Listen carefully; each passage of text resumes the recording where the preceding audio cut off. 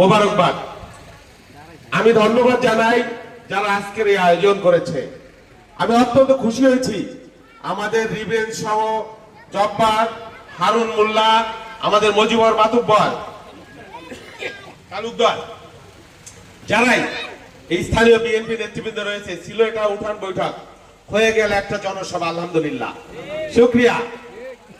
আল্লাহ রাব্বুল আলামিনের কাছে আমরা শুকরিয়া করি যে এই যে সেলিম ভাই বললো গত বছরও এইখানে বিএনপি সম্মেলন করতে আইসা কোথাও দাঁড়াইতে পারে নাই, লুকোচুরি করে মাছ বাজারে গিয়া কমিটি ঘোষণা করতে হয়েছে। এখন কি বাধা দেওয়ার কেউ আছে? আল্লাহর রহমতে আল্লাহ রাব্বুল আলামিন আমাদের এই ব্যবস্থা করে দিয়েছেন। যারাই জুলুম করেছিল আল্লাহর পক্ষ থেকে তারা তাদের শাস্তি পেয়ে গেছে।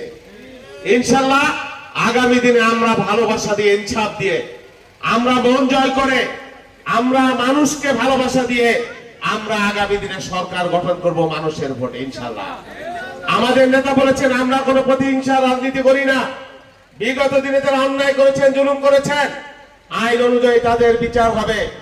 আমি সবচাইতে খুশি হয়েছি যে আমার ভাইরা বিবদমান দুই পক্ষ গ্রামের, এই যে হারুন মোল্লা আর মজিবর মাতবার কই তালুকদার, তারা যে এই যে এখানে দ্বন্দ্ব সংঘাত মারামারি এখানে করেছিল, বিভেদ করেছিল দীর্ঘদিনের দল পক্ষ, আমি ধন্যবাদ জানাই আমার সেলিম খন্দকার, চাচা বাচিদা।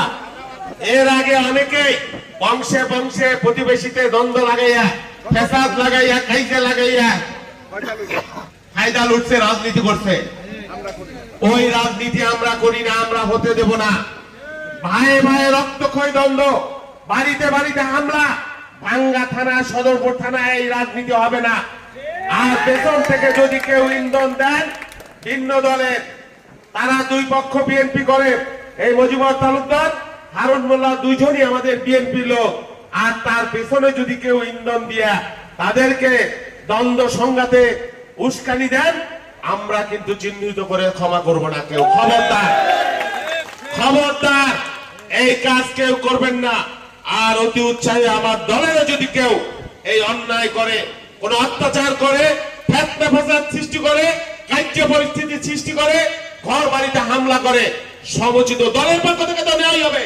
আইনগতভাবে কঠোর ব্যবস্থা আমরা নিব ইনশাআল্লাহ আগামী দিনে। আমরা এই ধরনের দ্বন্দ্ব সংঘাত চাই না। আরেকটি কথা, এই সদরপুর ভাঙ্গা চরপদ্রেশন আপনাদের ভাগ্যের সাথে আমার ভাগ্য। দেখেন, আমি একজন লড়াকু মানুষ, আমি একজন যোদ্ধা মানুষ, একজন জন্মযোদ্ধা।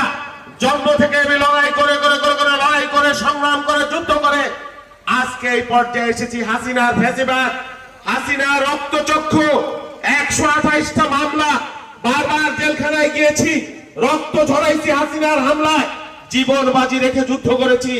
আজকে যদি হাসিনা ক্ষমতায় থাকতো আমাদের দিকে জেলখানায় জীবন কাটাইতে হইতো।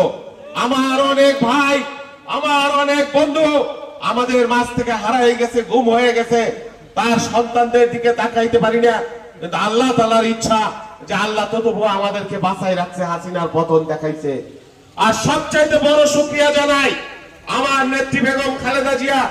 দেখেন, একটা মৃত্যু পথযাত্রী মানুষ মৃত্যুর সাথে লড়াই করেছেন।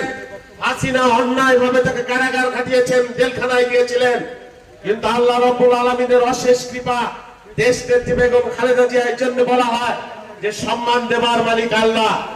আপনি বাংলাদেশ থেকে মালবাহী বিমানে পালাই চলে গেছেন জীবন নিয়ে, আর খালেদা জিয়া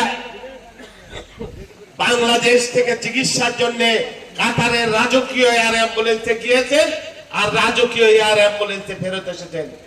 ঢাকার বুকে লক্ষ লক্ষ মানুষ প্রিয় নেত্রীকে স্বাগত জানিয়েছে রাজসিক সম্মানের সাথে। তিনি এখন আল্লাহর রহমতে আগের চাইতে অনেক সুস্থ আছেন, ভালো আছেন। সেই জন্য বলি যে অন্যায় যে করে তার পরিণাম ইহকালেও হয়, পরকালেও হয়। আল্লাহ রাব্বুল আলামিন তো আছেন।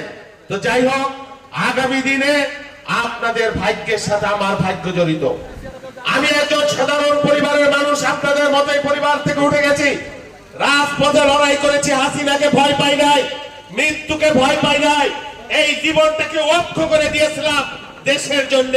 কিন্তু আল্লাহ রাব্বুল আলামিন তার অশেষ কৃপা আমাদেরকে বাঁচায় রাখছেন বলে আপনাদের মধ্যে এসেছি। দলে রাস্তা অর্জন করেছি, দল বলেছে এইখানে নির্বাচন করতে হবে। আমার নেতা তারেক রহমান সিদ্ধান্ত দিয়েছেন, আমি আকাশ থেকে পড়ি নাই, আমি মাদারীপুর থেকে আসি নাই, আমি কুচবিহার থেকে আসি নাই, আমি এলাকার সন্তান। এইখানে আপনাদেরকে সাথে নিয়ে আগামী দিনে এই মানিকদহ ইউনিয়নের ভাঙ্গা থানায়, সদরপুর থানায় আমরা বিএনপির দুর্গে পরিণত করব। ইনশাআল্লাহ বেগম খালেদা জিয়ার দুর্গে পরিণত করব, তারেক রহমানের দুর্গ পরিণত করব। আর একটি কথা, আমাদের কাছ থেকে কোন মানুষ অন্যায় ভাবে নির্যাতিত হবেন না। আমাদের দল যারা করছেন তাদেরকে বলি, তারাও কোনো অন্যায় করবেন না, আমরা প্রশ্রয় দিব না এগুলা। কিন্তু সেলিম খন্দকার সাহেব বলেছেন, আপনার উপর যদি কেউ অন্যায় করতে আসে, কেউ যদি চক্ষু দেখায়, চোখ গরম করে সমুচিত শিক্ষা দেবার মতো সামর্থ্য আমাদের আছে, আল্লাহর রহমতে সেই শক্তি আমাদের আছে। আমরা কাউকে পরোয়া করি না, হাসিনাকে পরোয়া করি নাই, আর কাকে পরোয়া করব? সেই জন্য আমাদের দল যারা করেন, আল্লাহর রহমতে আপনারা কোনো ভয় পাবেন না, বুক চিতিয়ে সৎ সাহস নিয়ে সামনে এগিয়ে যাবেন। আগামী দিন হবে বিএনপির দিন। আগামী দিনে ইনশাআল্লাহ বিএনপি আপনাদের ভোট নিয়ে সরকার গঠন করবে। সরকার গঠন করলে এই মানিকদহ ইউনিয়নে যত যুব সমাজ রয়েছে, আমরা এই যুব সমাজের কর্মসংস্থানের জন্য সর্বোচ্চ আমরা চেষ্টা করব। এই মানিকদহ ইউনিয়নের উন্নয়নের জন্য যা যা করণীয় আমরা তালিকা করে সর্বাগ্রে এই মানিকদহ ইউনিয়নকে আমরা অগ্রাধিকার দেব ইনশাআল্লাহ। এবং এই চরভদ্র সদরপুর আর ভাঙ্গার মাঝে এই মানিকদহ ইউনিয়ন, এই ইউনিয়নকে তো অস্বীকার করবার কোনো উপায় নাই গুরুত্ব।